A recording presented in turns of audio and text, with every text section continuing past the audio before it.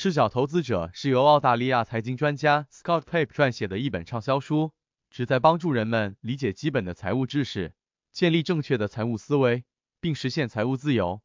书中作者提出了一系列实用的理财建议，包括理财基础知识、制定预算、债务管理、投资规划等，同时也介绍了一些慈善和社会责任的重要性，强调了财务自由与积极参与社会和社区的联系。这本书深受读者喜爱，被认为是一本简单易懂、实用性极高的财务自助书籍。以下是赤脚投资者中一些实用的理财建议：一、制定预算。制定预算并且严格执行预算是个人理财的重要基础，可以帮助人们更好地掌控自己的开支和收入。制定预算是个人理财的基础之一，它包括对自己的收入和开支进行分析和评估，制定出合理的预算计划，以掌握自己的财务状况。制定预算的关键是明确收入和支出，列出详细的开支清单，根据实际情况进行调整。同时，制定预算后要严格执行，及时记录和检查开支情况，避免出现不必要的花费。制定和执行预算可以帮助个人更好地管理财务，实现理财目标。制定预算是个人理财管理中的一项关键任务，它可以帮助人们规划和掌控自己的开支和收入，确保资金用于合理的消费、储蓄和投资，从而实现财务目标。以下是一些关于制定预算的详细说明。A. 收入估算。首先需要明确自己的总收入，包括工资、投资收益、其他收入等。对于不稳定或不规律的收入，可以采用平均值或保守估计。B. 支出分类，将支出按照不同类别进行分类，例如生活费、房屋租金或房贷、交通费、食品杂费、保险费、娱乐费等。可以根据个人情况自定义支出类别。C. 开支分析，详细记录和分析每月的开支情况，包括固定开支和可变开支。固定开支包括每月必须支付的固定费用，例如房屋租金或房贷、水电费、保险费等。可变开支包括日常消费、娱乐费用等。D. 设定预算限额。在了解自己的开支情况后，可以根据实际情况设定每个支出类别的预算限额。预算限额应该合理设定，确保在收入范围内，既能够满足基本需求，又能够合理安排储蓄和投资。一、严格执行。制定预算后需要严格执行，遵循预算限额进行开支。在日常生活中，可以通过记录每笔开支并进行核对，使用预算工具或应用程序来帮助管理和追踪开支情况。F. 定期调整。根据实际情况定期评估和调整预算，确保预算仍然符合个人的财务目标和需求。随着时间的推移和个人情况的变化，可能需要对预算进行调整和优化。制定预算并严格执行预算，可以帮助人们更好地掌控自己的开支和收入，避免过度消费和财务压力，同时能够合理安排储蓄和投资，实现财务目标。2. 还清高期债务。高息债务是个人理财的最大敌人之一，应该优先还清。高息债务，如信用卡债务或个人贷款等，往往会对个人财务状况造成很大的负面影响。在理财中，还清高息债务是一个非常重要的步骤，因为它可以减少每月的利息和费用支出，释放更多的资金用于储蓄和投资。一些建议还清高息债务的方法包括 A. 优先支付高息债务，将每个月的可支配收入中的大部分用于支付高息债务，直到这些债务被完全还清。B. 考虑债务重组，如果高息债务数量较多，可以考虑将其重组成一个较低的利率，从而降低每月的还款额。C. 避免进一步借贷，避免继续借贷或使用信用卡，因为这样会增加财务负担，同时会增加未来的还款金额和利息。D. 寻求专业帮助，如果债务问题比较严重，可以寻求专业的财务顾问或债务管理机构的帮助，以制定有效的还款计划和管理财务问题。3. 建立紧急储蓄。建立紧急储蓄账户可以帮助应对紧急情况，避免因为突发事件而影响个人财务状况。建立紧急储蓄账户是个人理财中的一个重要步骤，可以作为应对紧急情况的安全网，确保个人财务状况不会受到突发事件的严重影响。以下是一些细节。A. 目标金额。根据个人情况和需求设定一个合理的紧急储蓄目标金额。一般建议储蓄金额应当覆盖3到6个月的生活开支，包括房租、贷款、生活费用、医疗费用等。B.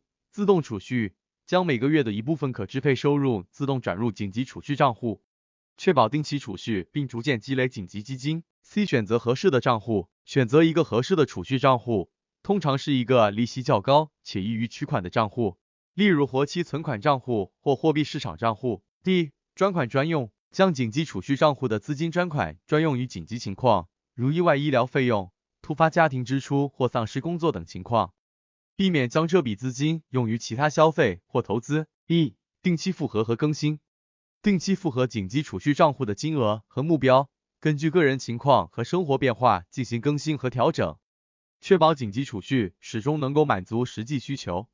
建立紧急储蓄账户可以提供心理和财务上的安全保障，对于应对突发情况和保护个人财务状况至关重要。4. 投资股票基金，股票基金是一个比较简单和容易管理的投资选择，能够实现长期稳定的收益。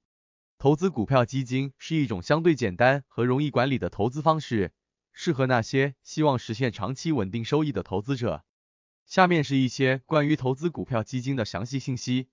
什么是股票基金？股票基金是一种集合投资方式，将投资者的资金集合起来，由基金管理公司专业管理，通过投资于多只股票组成的投资组合来实现长期资本增值的目标。A. 分散投资，股票基金通常投资于多只股票，实现资金的分散投资，降低投资风险。这意味着，即使其中某一只股票表现不佳，其他股票的表现可以弥补亏损。B. 管理专业化，股票基金由专业的基金管理公司进行管理，投资者无需独立选择和管理股票投资，减少了个人的投资决策和管理负担。C. 长期投资，股票基金适合长期投资，因为股票市场通常有波动和风险，长期投资有助于分散市场波动对投资组合的影响，并获得更稳定的回报。D. 低成本，相比于独立投资股票，投资股票基金通常具有较低的管理费用和交易成本，因为投资者共同分享了基金管理公司的费用。1. 灵活性，股票基金通常具有较好的流动性，投资者可以根据自己的需要随时进行赎回或购买。F. 风险注意，尽管股票基金可以实现长期稳定收益，但股票市场也存在风险，投资者需要注意市场波动和基金的投资策略，并在投资前了解基金的投资目标、投资风格和历史业绩等。总而言之，投资股票基金是一种简单、便捷且相对低成本的投资方式，适合那些希望实现长期稳定收益并愿意分散投资风险的投资者。投资者在投资股票基金时，应谨慎选择合适的基金，并了解市场风险和基金的投资策略。5. 分散投资风险，分散投资可以帮助降低风险，包括分散投资于不同领域、不同资产类别和不同地区。分散投资是一种有效的投资策略，它通过将投资组合分散到不同的资产类别、不同的地区、不同的行业和不同的公司来降低风险。这种方法可以使投资组合更加平衡，并降低由某个特定投资的表现所带来的影响。分散投资有助于减少投资风险，尤其是在不同市场条件下表现不同的资产类别之间的分散投资。例如，在某些时候，股票市场可能会表现良好，而在其他时候可能会表现不佳，而债券市场可能正好相反。因此，通过将投资组合分散到不同的资产类别和市场中，可以减轻市场波动对投资组合的影响。分散投资是一种降低投资风险的策略，通过将投资资金分散到不同的领域、资产类别和地区，以降低单一投资的风险。下面是一些关于分散投资风险的详细信息。A. 领域分散投资，将投资资金分散到不同的经济领域，例如金融、科技、医疗等，可以减少特定领域的风险对投资组合的影响。不同领域的经济表现通常不完全一致，因此在不同领域分散投资可以降低投资组合受到特定领域经济波动的风险。B. 资产类别分散投资，将投资资金分散到不同的资产类别，例如股票、债券、房地产等，可以降低特定资产类别的风险对投资组合的影响。